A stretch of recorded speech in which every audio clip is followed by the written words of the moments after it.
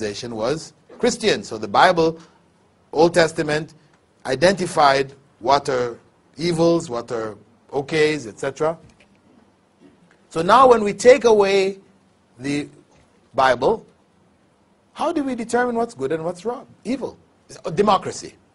We have a principle here. Democracy, where the majority agree on something, that's what's good. If the majority don't agree, they feel otherwise, then that's what's bad. That's our principle. What that does, of course, is it removes any solid basis for morality in the society. Because if the majority feels something is good today, it's good. If they think it's bad tomorrow, it becomes bad. What was bad today can become good.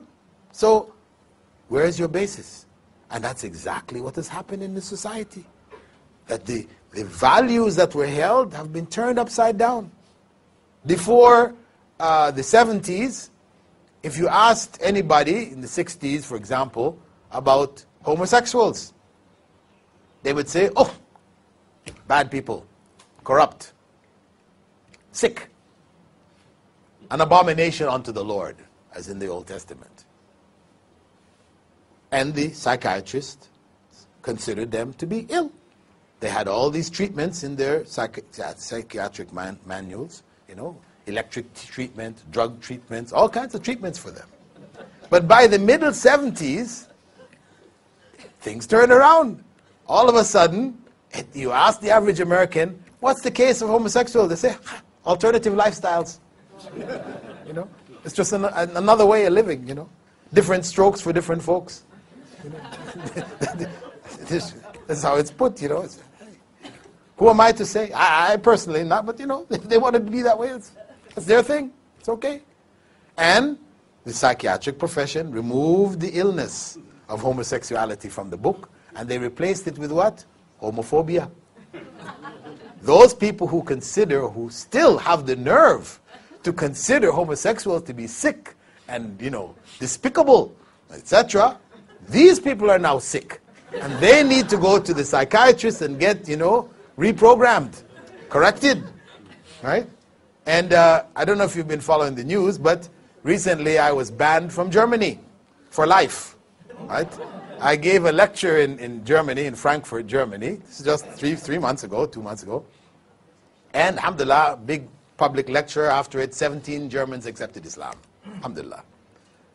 After that, on my way to the hotel, the German SWAT team came and surrounded the car and took me down to the police station and read me a manifesto from the mayor of Frankfurt saying, you are banned from Germany for life. Why?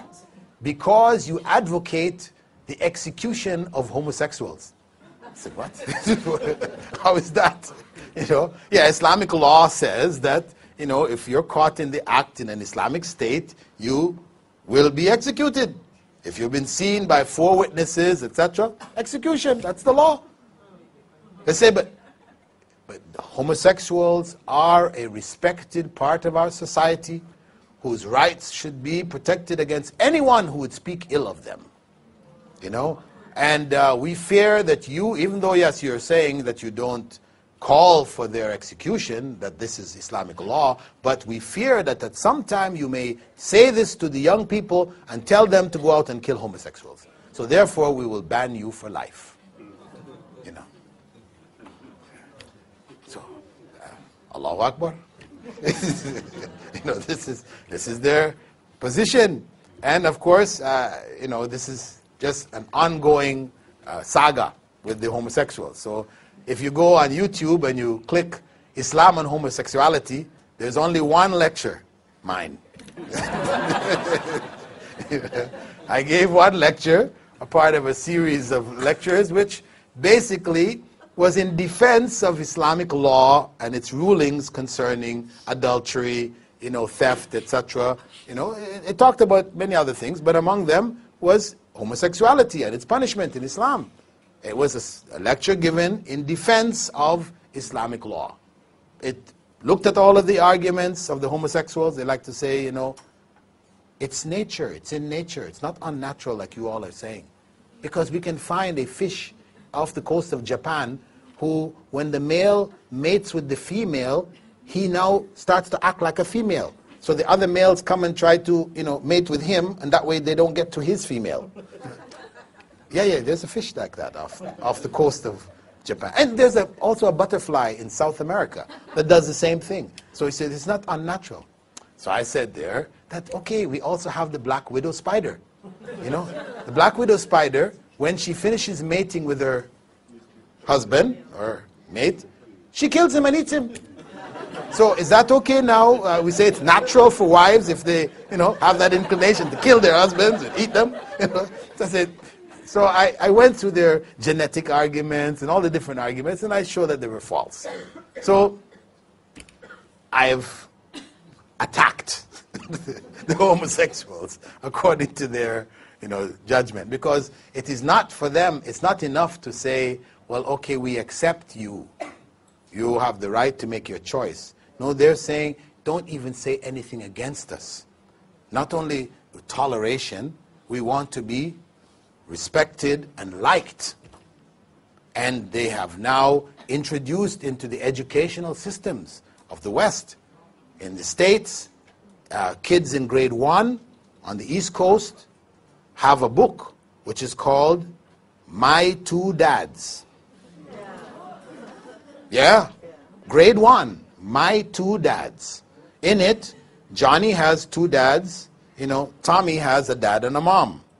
But Johnny's 2 dads, they're really great guys. They take him to the beach, they take him to the playground, they take him here, they take him there, to get the children used to the idea of 2 dads. In England, the book they have is called The Prince. Grade 1, grade 2 students. The kingdom of so-and-so, they had a prince who they were trying to get a wife for. The parents were bringing this young, beautiful princess and this one, but no, he didn't like this one. Finally, he met another prince, and they liked each other, and they were close, and they were, very subtly feeding these ideas into the society.